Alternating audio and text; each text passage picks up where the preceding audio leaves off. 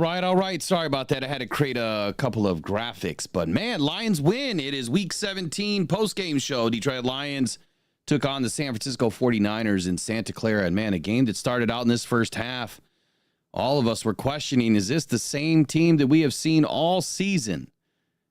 Now, I know a lot of people thought that this game was meaningless, but was it really? Because you could tell by the way that we acted and reacted in the live stream that, man, we expect these Lions to play good football. And tonight, I don't know, that defense in the first half was a little suspect. But I just want to put out the warning that something tells me that AG probably really wasn't trying to show a whole lot. And you know the reason why I feel that way? If you just look at the way he reacted throughout the game, he didn't really bat an eye. He didn't get, like, really disappointed. He wasn't jumping up and down. He wasn't pissed off. Well, he was at Branch for, what Branch was doing there, the extracurriculars, ending up in 15-yard penalties that could have helped us lose the game tonight. Thankfully, Kirby bailed him out. But other than that, you never really seen AG get upset tonight. So, like Dan Campbell said, I don't care if we win by 1 point. I don't care if they get 1,000 yards on us. I don't care if we put up 50. You're going to see a smile on my face after we win. He said that 3 weeks ago, or 2.5 weeks ago. And tonight was one of those games. Brock Purdy had the game of his life as far as career passing yards. But our defense, man, they look terrible, but I think it was done by purpose. I don't think that AG and Dan Campbell wanted to show a whole lot in week 17 defensively because there's not much this offense hasn't shown. The offensive playbook is out there. But as far as what this Detroit Lions team is going to be able to roll into week 18 defensively, now that's a different story. That's a much different story. So, here's the thing. I forgot to give away a helmet in the fourth quarter. I'm going to blame Riley for that one. It's his fault. I'm just kidding. So I'm going to start it off right away. We got to hand out the fourth quarter mini helmet. Now, we've given away, 2 Sewells and a Spielman. So Spielman's up next, and that'll be the last one for the live stream giveaways. So here is the question. Here's the question. And if you weren't in the first live stream, if you're not subscribed, you need to subscribe right now. Otherwise, you can't win. But the way these questions work is it's going to be the first person that puts the correct answer in the chat wins. I won't debate on who put it in first. Whatever the chat shows us, that's the winner. Here's the question. This is an easy one. If you guys miss this, I'm pulling your Lions loyalty card. Straight up, pulling it. You don't deserve it. This is an easy one. This is a gimme. Ready? Here we go. How many times did Barry Sanders make the Pro Bowl during his career? If I don't see 50 correct answers, there it is. King SJ, 10. Attila Hardy, I'm pulling your card. No, I'm just kidding. I'm just kidding. Yes, the answer is 10. He matched that with 10,000 yard plus seasons. Keep on going. Just keep putting those 10s in, even though it's already been won. King SJ, you know the drill, buddy. Send me your address. I have no idea when it will get to Toronto, but it'll get there at some point. We'll make sure of it. I do have the post-game show ready to rock and roll when, Dan Campbell and them get on. We'll bring it in. I'm exhausted. It's been a long day. It's like hour number 7 or 8 or whatever it's been for live streams today. And then I got to turn right around and do it in the morning show tomorrow. So I doubt I'm going to get phone lines open tonight, Michael. I will tomorrow morning because, quite honestly, I'm going to need some help tomorrow.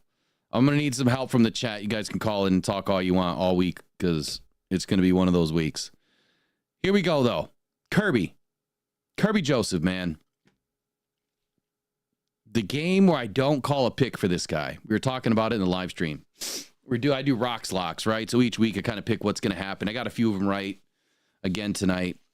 But I intentionally didn't say Kirby was going to get a pick tonight because the last 2 times that I said he was going to get a pick, he didn't get a pick. So I did the reverse psychology. I said, I'm not going to say he's going to get a pick, but I'm saying he's going to get a pick. He ends up with 2 at the right time. I mean, the perfect time. And quite honestly, Kirby could have had 4 tonight. 4. I mean, a couple gift wrap, throws his way by Brock Purdy. But that last one, that was a total bait job by the Lions defense. Total bait job. I mean, they had both corners rolling with the wide receivers, and what would be the left corner just let, I think it was Ricky Pearsall, break and do his crosser, and that is when Kirby broke. As soon as Pearsall broke, Kirby broke. Perfect setup. That's what the Lions are good at. That's why Kirby has so many interceptions. That's what he's great at. He just hides and waits, man. He's like a cobra, man. He comes out of nowhere, just snatches that ball. I love it.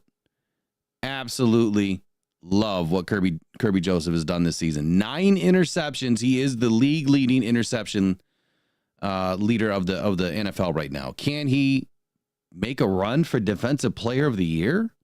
I don't even know if he's anywhere being talked about as Defensive Player of the Year. The last, safeties to do it, I mean, there's some big names. Like we talked about it earlier. There was Ed Reed back in like 2004. Who else did we have? Last safeties to win Defensive Player of the Year. I just had it up, and now I lost it.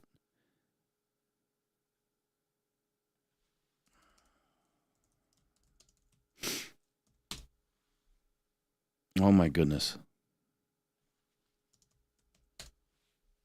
So Troy Polamalu is the last safety to be named Defensive Player of the Year. That was in 2010. Earl Thomas in 2013, so he would have been the last one. Landon Collins in 2016, so he would have been the last one. He was 3rd.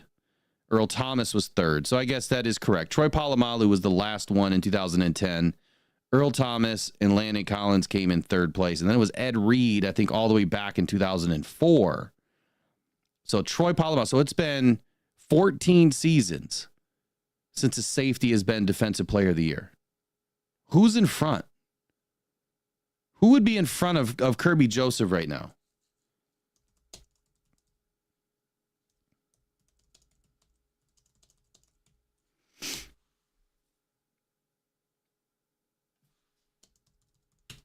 I wish I had all this stuff looked up before, but these are just things that popped in my head tonight. Like, and it was some stuff that we were talking about in the chat too. So you've got TJ Watt with the Steelers, Pat Surtain of the Broncos, Myles Garrett of the Browns, Will Anderson of the Texans, Danielle Hunter of the Texans, Xavier McKinney. Okay, if Xavier McKinney is going to be mentioned by the Packers, why is Kirby Joseph not mentioned? That doesn't make any sense at all.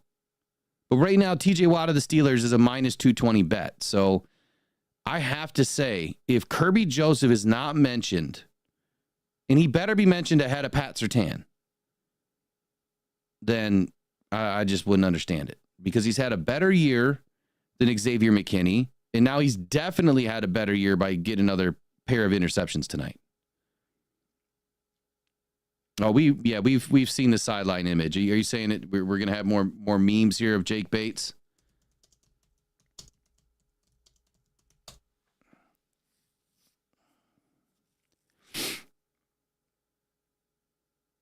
I don't see anything popping straight away. But I figured there would be a bunch of crap being posted with him humping the grass.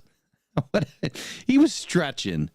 He was doing a groin stretch is all he was doing. I don't think he was feeling froggy during the game and decided to take it out on the turf.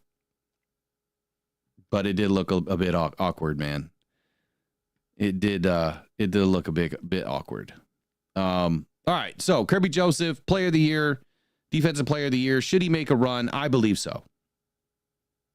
And if he's not number 1, he should be number 2.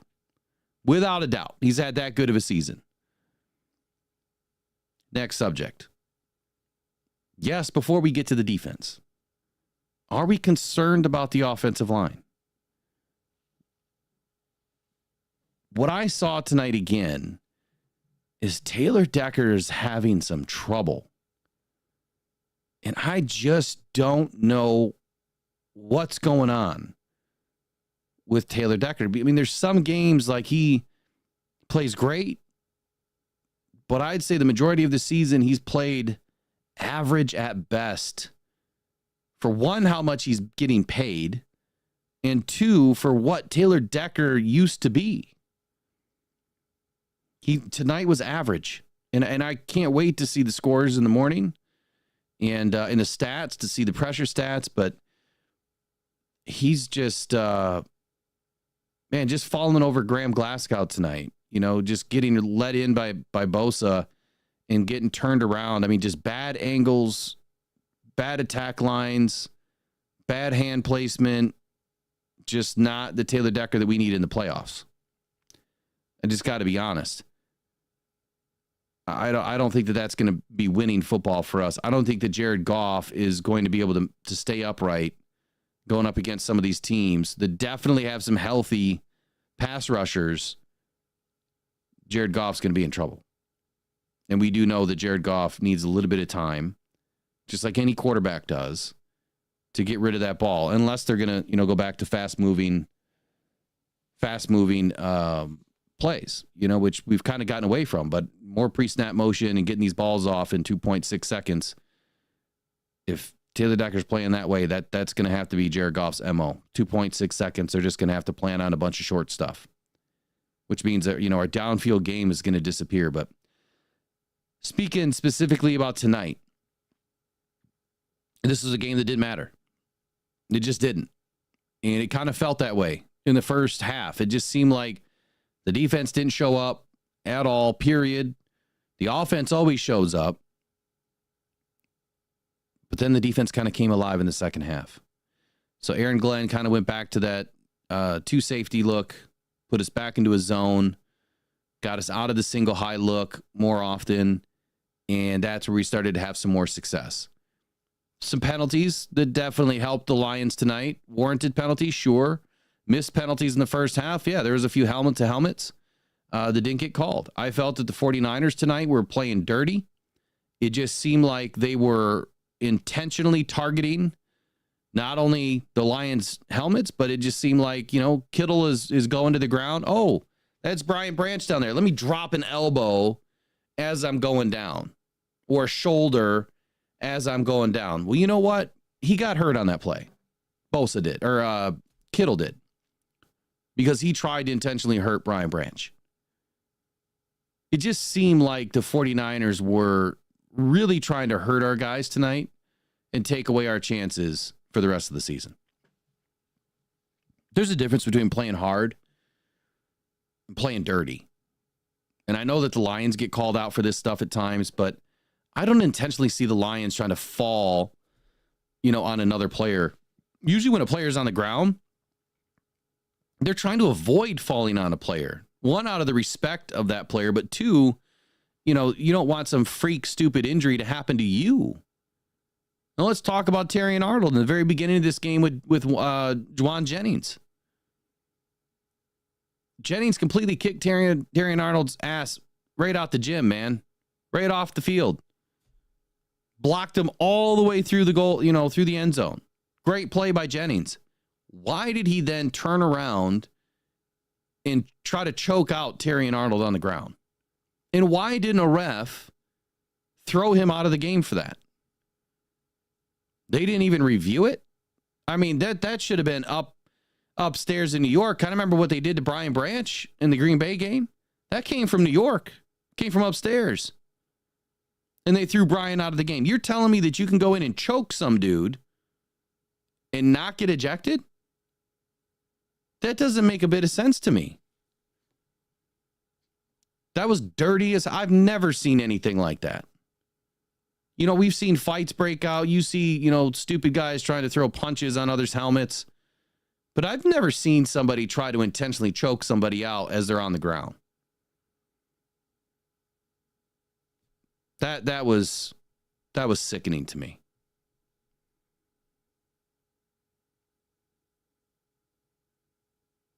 That was sickening to me.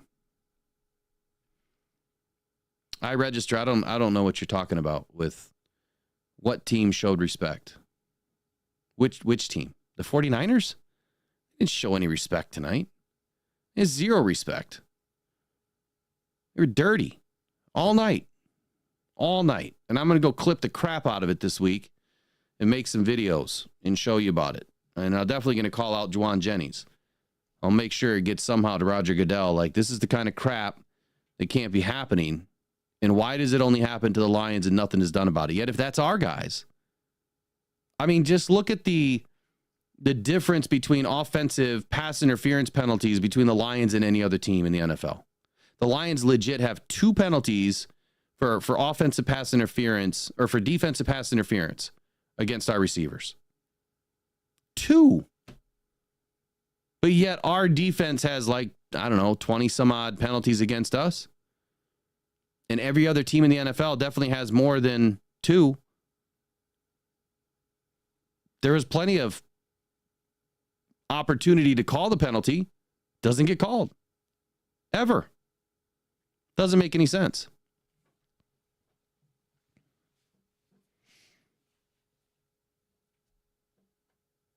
Yeah, I still don't know what you're talking about. I have no idea what you're talking about.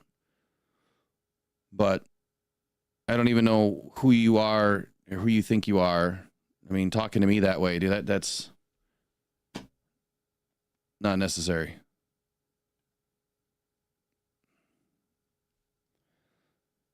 Anyway, I just felt like the 49ers are being very disrespectful. I thought the 49ers were being a little bit too dirty tonight for whatever reason. Whether you want to call it a bounty gate, I don't know. We'll see what comes out of the video results when we get a chance. Next topic tonight, Lions, a perfect 8-0 on the road. Perfect 8-0 on the road. We expected the Lions to go perfect at home. But to go perfect on the road, I mean, we went into some territory this season that we had no business winning a ball game at. Lambeau in a monsoon, I was sitting through that game, getting poured on. That is a game that we don't win usually. That is a very tough place to play, let alone in a monsoon. Huge victory. Texas, twice. Dallas, smoke show. Put the lights out on the Cowboys. Texans, huge game. Huge comeback after Jared Goff throws 5 interceptions. 8-0 on the road. But you know what? That's all done. Because now, after this next home game, the Lions are going to be at home for the next 3 games. Week 18, the divisional, the NFC Championship, and they're going to go on the road for the Super Bowl, where they're going to go 9-0 this season. On the road. I don't know if they would be the home team, technically, in the Super Bowl. I guess it depends on who their opponent is. But man, this is a different team. And it's different because of the way it's led, right? It's different because of the way that it's coached. It's different because a team like the 49ers that actually showed up tonight and played their hearts out, dirty, but they played hard, decimated by injury. I've said it all week. I did not expect this to be a rollover game. But decimated by injury, and you would think would be a rollover game, was exactly not. It was a tough game. But most teams that have been decimated by injuries like this have not been winning this season. You just look at the 49ers' overall record. Just a couple of injuries derailed their season. And the Lions have gone through an entire team of starters, when you count how many guys on IR, and we're still showing up every single week in winning ball games. Brandon Hurt mentions the 200-point differential. It's huge. That's huge. I don't know if point differential matters. I think it has something to do with your record. Honestly, these are things that I don't really know off the top of my head because I've been a Lions fan my whole life and I've never had the opportunity to think about it. Right? Never even thought about stuff like that until now. So I never look it up. And you would think that you would know these things over time, but I don't know. When you're not involved, right, in going into the postseason, when you're not involved in potential Super Bowl talk, it's out of sight, out of mind. It's part of the experience. But it's time for us to go 3-0 at home, starting week 18. After we lock up the Vikings, lock up the North, lock up the 1 seed, win 2 more games at home, and off to the Super Bowl we go. That's the plan. That's the only plan now because, a tie can help us, but come on. We're not gonna tie anybody. I don't know if Dan Campbell was already on. Yeah, of course he was. Of course we missed him. Let me bring Dan Campbell in real quick.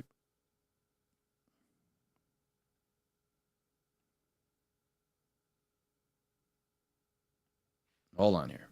I want to hear what this guy had to say. I'm quite excited to hear what he's going to say tonight.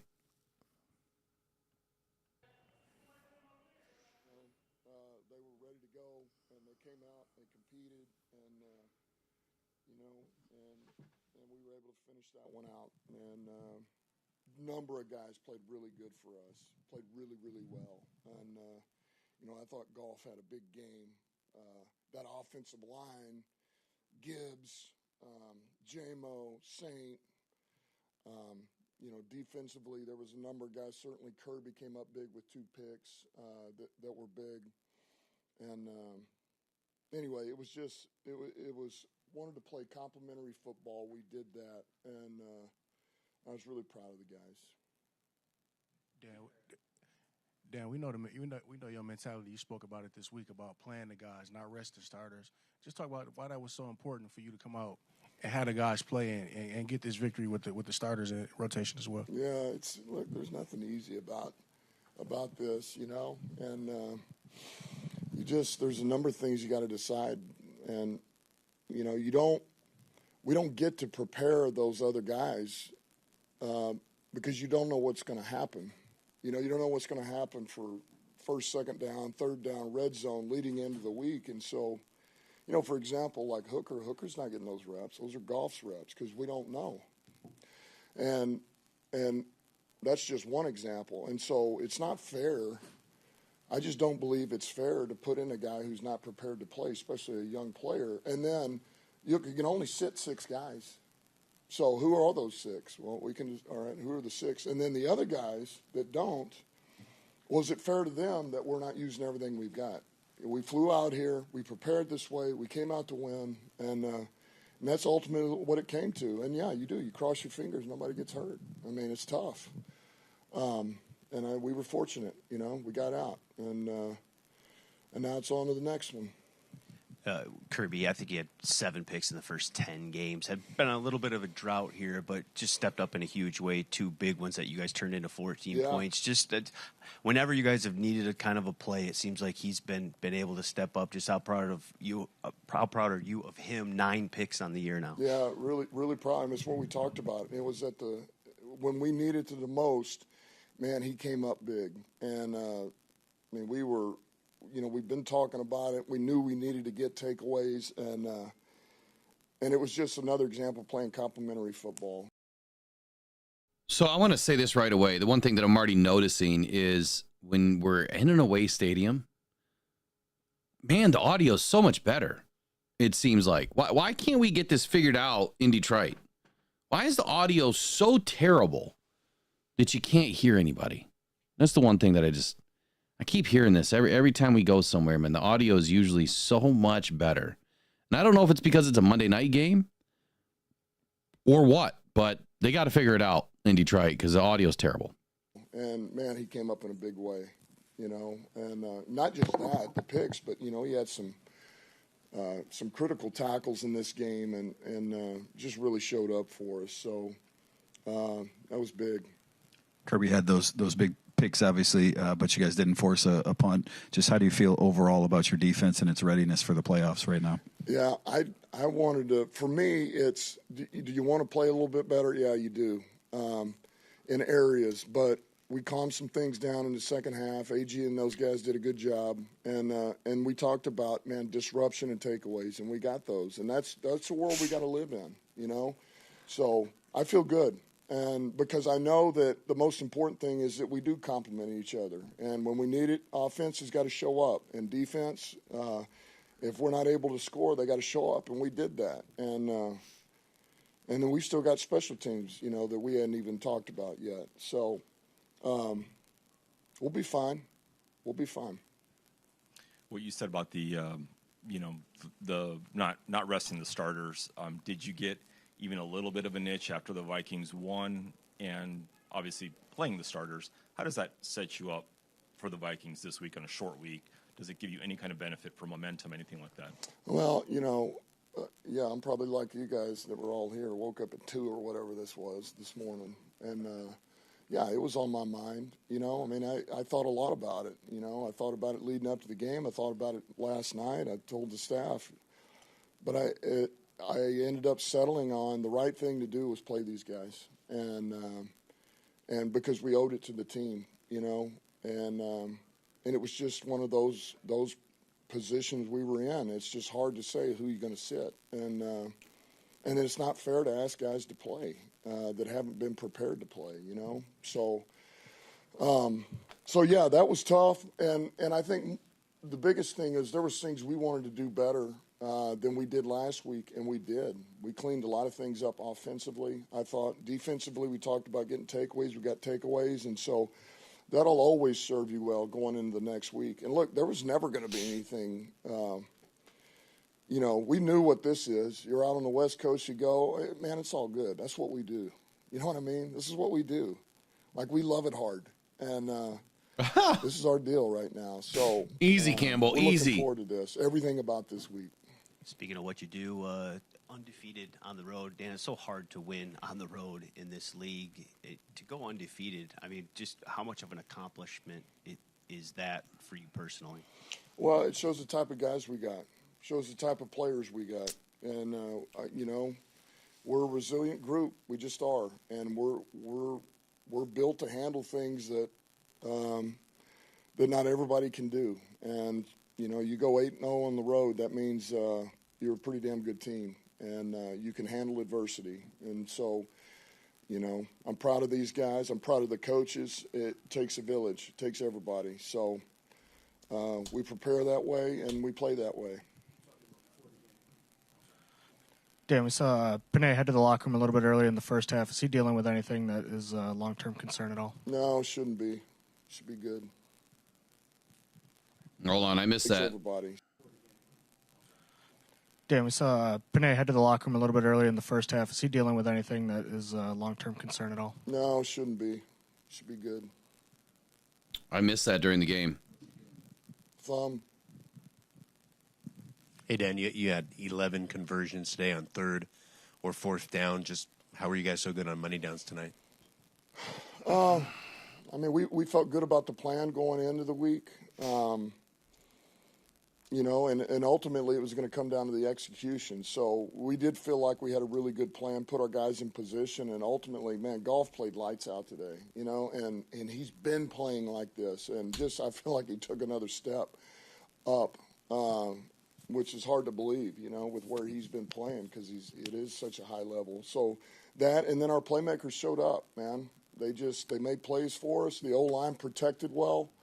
And usually that means you're gonna have success. Dan, I know we asked you earlier this week about just coming back here at this stage playing. Even for some of the media, we was just like, it was crazy to just experience that after last year. Hard to believe it's been almost a year, huh? How was it to actually come out and get this victory on this stage? I know it's not going to take away the pain from last year, but just to actually get that victory on this stage. Yeah, it feels good. I mean, there's so many things that you want to get a taste out of your mouth that's been there for a while, and so it feels good to do that. It feels good to come out here and get that win. And I tell you what, everything about this was right. It just felt good. It was a great night for football, great environment. You know, that's a good team with good coaches. And, man, they came out and they gave us what they had, man. They did. And we knew they would. So, you know, we had to earn that win, and we did. And that got us to 14. Damn right we earned that win. That was a hard win. The Tough Cowboys game. win. This win, does this complete the Dan Campbell revenge tour? No, it's not. Does it It was mean good more? to get this one. It was good to get this one. Does it though? Is there something more behind it for you, for the players, as far as, you know, avenging these kind of tough losses in the Well, past? I just think, you know, that was tough, you know, and look, we didn't earn it last year, and they did, and so to be able to, even though it's not the same as last year, to be able to come out to the scene of the crime and get it done, it does give you some satisfaction. Dan, you mentioned it. You didn't get any help, obviously, from Green Bay yesterday. But I guess what is the message about the opportunity, the challenge that this week brings? This is what you're in it for, man. I mean, this is ultimately it. I mean, you couldn't write a better scenario. You couldn't come up with this. The fact that both teams are sitting at 14-2, and it's for the division and the 1 seed. It just doesn't get any better than this. Like, this is fairy tale stuff. And so, I mean, it speaks for itself. Our guys are excited. I told you the hardest thing was not to overlook what we were getting ready to do today. And now that it's here, you know, you spend the next 6 hours on the plane. Like, this is great, man. This is it's as good as it gets. And so we're looking forward to this. And it's early. We just finished the last game. Coach, what does it mean for Jared, you know, coming back to the Bay Area? This is a team he hasn't beaten in, I think, almost 7 years.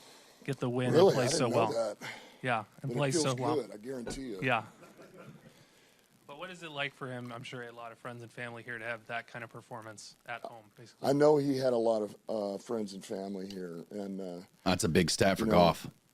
so I know in that regard that meant something. There was a lot that meant, something to him. Certainly what Carlos just brought up, you know, the fact that to be able to get a win out here and what we didn't last year, and then the previous history you're talking about with the Rams, and then have the family.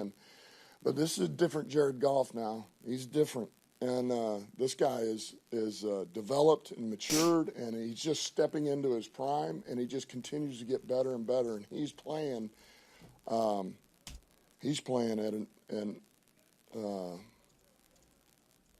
an ultimate level right now. I mean, you find me a quarterback that's playing better than him in this league right now. I'd love to see it. Nobody. Guy we don't get to ask about this time of year a lot, but Craig Reynolds really showed up today, both in the receiving game and the running game. Just how big of a boost is that as you kind of go out there without David in these final weeks? It's huge. And once again, it's like that's Craig. That's what Craig does. And, you know, Craig doesn't get hardly any reps because they go to Gibbs or David. When we had David, he gets a couple here and there. And so he goes in from the mental work of preparing, and he's always on point. He knows exactly where to line up, alignment, assignment, effort, finish. And he shows up once again for us. And that's why we trust him. We trust the heck out of him. And normally he's been a big special teams contributor for us, always has silent production. And he steps in, and you're right, man. He was a huge help for us offensively. Well, we'll see. I mean, he's doing well. I mean, he's close. He's really close. Okay. Thanks. All right. I mean, there's a ton to really talk about in this. I don't know if I'm really going to break all this down tonight. I'll probably do it tomorrow on the morning show. But how about J-Mo tonight? You know, a guy that needed to step up. Talked about it a few weeks ago. You know, what players needed to step up for the Lions this year? You know, at the moment that we are in with all these injuries stacking up on defense, how are the Lions going to be able to pull this off? And J-Mo was one of the guys that I mentioned that, you know, it wasn't so much, it was really nothing other than like a leadership role for him to finally start to step into growing up and maturing and you know, producing more on the field, being available. Not doing this stupid ticky-tacky fouls and penalties after the plays. Some of that stuff still continued. and hopefully it all goes away. What I saw tonight concerned me too about that. I mean, you've got Brian Branch doing uncharacteristic things. I think these guys they had a real tough game. They did. And like I said, I feel like the 49ers were playing dirty, whether you agree with me or not. I think that's why the guys reacted the way that they did. I think that's why Branch reacted the way that he did. I mean, that was just a stupid penalty to take. But back to J-Mo here. He's really stepped up. Big time. Big time. Making blocks downfield, yeah, sometimes he misses a few, but more often than not, he has got his nose right in there making the play. And tonight, Jahmyr Gibbs, a night that we needed somebody to really step up. Jahmyr Gibbs, in my opinion, tonight you have to give him a game ball for his performance tonight.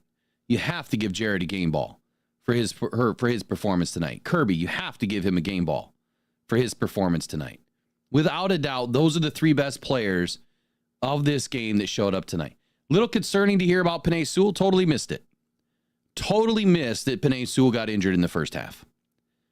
Glad to hear that sounds like he's going to be fine. And to your point in the chat, revenge game, absolutely. It was really nice to finally get this win against the San Francisco 49ers. But like I said earlier today, this was not a win. I don't think that this is a win of beating the 49ers as a revenge game. We beat ourselves last season. The Niners didn't beat us. We beat ourselves. We let them back in the game. This was a game where they had to get revenge against themselves for not making the stupid moves, right? Not the stupid penalties, the turnovers, the bad calls with, Dan Campbell's gambles that didn't help us, taking the points. I mean, a 57-yard field goal tonight for Jake Bates. That's how Dan started this off tonight. When he put Jake Bates out there for a 57-yarder, I could feel that this was a different game for Dan. He did not want to walk away from this game a loser. And in the very beginning, you could see all over Dan's face. Like, he's looking at his team like, this is not my team. Where's everybody at? Where's my defense? Nobody's stepping up. The offense is doing everything they can. But then we're getting stupid little penalties back to back to back. Second half, they turn it around. So the Lions needed to avenge themselves, and I think they did just that. They came back in the second half, and they took this game back over. Jared Goff, again, you guys had asked about the stats. So Jared was 26 of 34, 132.4 rating tonight. And that is 76.5% completion rate. So yet another game plus 75% completion rate for Jared Goff. He took 2 sacks. One of them I think he could have avoided. But, man, I don't even know what, the overall record is for Jared Goff right now. Let's take a look. And then I'm going to end this tonight so I can get some shut-eye and get back to this in the morning. So, Lions stats of the night. This is always fun. Brian Branch. He is the third defensive back since at least 1999 to record 100-plus tackles and 15-plus passes defensed and 5-plus TFLs in a single season. Wow. He has joined Rodney Barber and Rodney Harrison as the only other 2 players to do it in NFL history. Jared Goff has put together yet another historic season, and he's got one more game to do it. This is the 11th game of the season with a plus 70% completion rate, in the 7th road game of the season with a 70 plus percent completion rate. That's absolutely incredible. I'm going to have to save this image. I love this image that they used of him. Lions quarterbacks in NFL history to produce 8 games with a completion percentage of 75% or more in a season. Well, the only quarterbacks to ever do it is number 1, Jared Goff. He is the number 1 quarterback ever to do it in the NFL. And behind him is Tom the GOAT Brady. Yes, you still got to give him the GOAT status because that's what he is. I don't like it. I'm sure a lot of you don't either. but facts are facts. The Detroit Lions are now 10-2 in primetime games under head coach Dan Campbell. We were talking about that earlier today and how many games have the Lions won in the primetime, and we're going to get our 11th win on Sunday. Lions are going to be 11-2 after the Lions finish out the regular season. That's huge, man. We've never experienced anything like this. Of course, this is the first time for the Detroit Lions in franchise history to finish undefeated on the road. And all of these teams that helped make it possible, Arizona Cardinals, Dallas Cowboys, Minnesota Vikings, Green Bay Packers, Houston Texans, Indianapolis Colts, Chicago Bears, and the San Francisco 49ers. What else we got going on? So Jahmyr Gibbs joins Barry Sanders in his 1991 season as the only players in Lions history to record 1,700-plus scrimmage yards and 17-plus touchdowns in a single season. Wow. Absolutely incredible for Jahmyr Gibbs.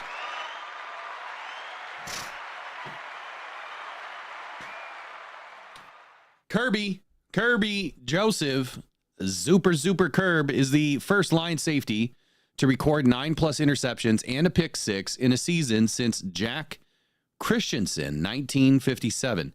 So I'm going to have to look up some other stats because it was Quandre Diggs and Glover Quinn that had the records. And I want to say it was Glover Quinn that held the record, and Kirby's going to be able to catch him. For sure, he's going to be able to catch him. Kirby is well on his way. He's going to get a big payday next season. Jake Bates has established a new single-season franchise record for points scored. He has now passed Jason Hansen's previous record of 134 points in 2012. Congratulations, Jake Bates, man. That's just absolutely incredible. Absolutely incredible. Doing it, man. The Lions are doing it big. Lions have now set a new franchise record for the most first downs in a single season, passing the previous record of 382 set in 2012 by Matthew Stafford and company. And the Detroit Lions have now set 383 with, hey, what are we going to get next week? Another 20 first downs versus the Vikings? Hopefully. The most receiving TDs by a player through 4 career seasons, none other than Amon-Ra St. Brown. He is tied with Calvin Johnson at 33. So you better believe that next week, one of my locks is going to be Amon-Ra St. Brown catching his 34th TD. The Lions are the only teams in the NFL history to have 3 players with 12 TDs in a single season. You guessed it. Your Detroit Lions are on top of the list as number 1. David Montgomery, Jahmyr Gibbs, and Amon-Ra St. Brown. To even think that if David Montgomery was healthy right now, he would just be adding to the list, making it longer. And let's see here. Now the Lions are the only player in Lions history to throw for 3+ TDs in 4 straight games is none other than JG, number 16. A lot of records, man. And the Lions are doing this every single week. It's just not even funny anymore. And Kirby, Detroit Lions' first player to log at least 8 interceptions and a pick six in a single season, beating out Lem Barney in 1967, which, again, he topped that shortly after by picking off Brock Purdy for a second time tonight. 16 career interceptions for Curb. I think he only has 10 more to go. I think that's the number to surpass Glover Quinn. And I think he'll do it. I absolutely think that he'll do it. The Detroit Lions have set a single season high franchise record by producing 20+ points in 14 straight games. That's big because you guys know defensively you have to keep teams below 20 to win games in the NFL. There's a few more. Sam Laporta tallied 17 career receiving TDs. That ties Mike Ditka for the second most receiving TDs by any tight end through 2 career seasons. Brock Bowers is on his heels, though I expect Brock Bowers possibly to step up and maybe pass Sam Laporta next season. And then, of course, the Lions are the first team in NFL history to have 2 running backs and 2 wide receivers all top 1,000 scrimmage yards in a single season. St. Brown, J-Mo Waymo Williams, Montgomery, and Gibbs. And that's where I'm going to end it tonight. We're going to get back at it in the morning, but I do need to give away a mini helmet because I forgot to give it away in the fourth quarter. So here we go. Oh, wait, I already did, didn't I? I did. It was what's his name? Who did I give it to? Now I got to go all the way back to the beginning of the chat. Who got it? Shoot. Now I don't remember. I got to go all the way back. It was King SJ. That's right. So King SJ won the mini helmet. You know what? Let's give another one away right now. Let's give our 5th mini helmet away tonight.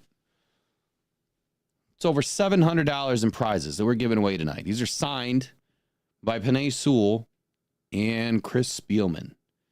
Let's give another one away. So what is going to be our Lions trivia question to end the night?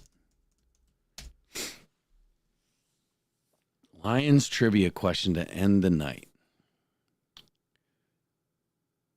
Oh, let's see this. Oh,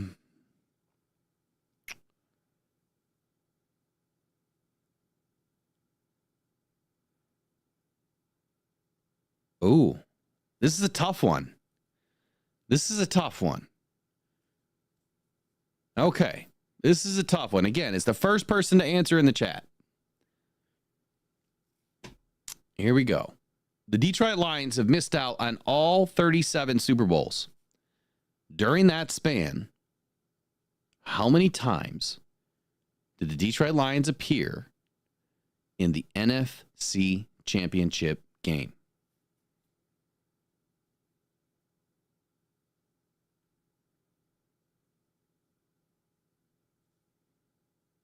Oh, there's the answer. Ornery U of M Dad.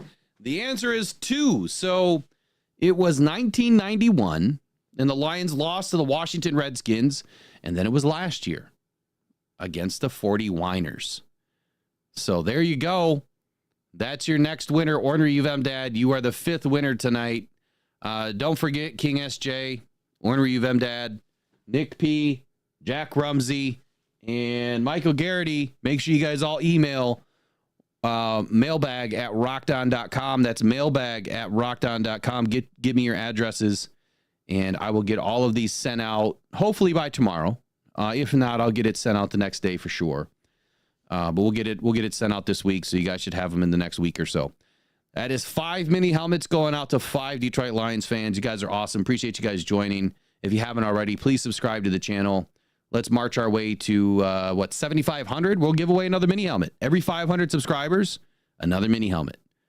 I might have to shrink it down to 250 just to give all the helmets that I bought away this season. They've all got to go. So we'll see. Get us to 7,500, and then we're going to shrink it down to 250. So tell a friend, tell a family member, tell a foe, tell a coworker, just tell a Lions fan. Rock On Detroit Lions on YouTube. We'll see you guys in the next one. Can't wait. I can't wait for Sunday. I really can't wait.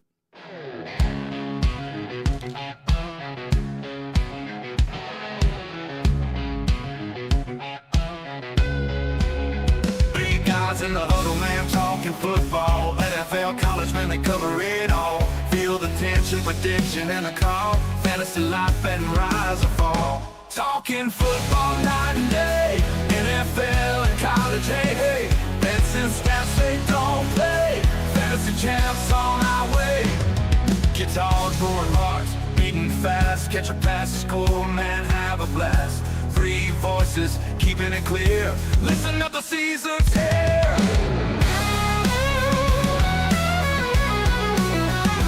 Guitars, roaring hearts, beating fast. Catch a pass, score, man, have a blast. 3 voices, keeping it clear. Listen up, the season's here. Talking football night and day. NFL and college, hey, hey. Bets and stats.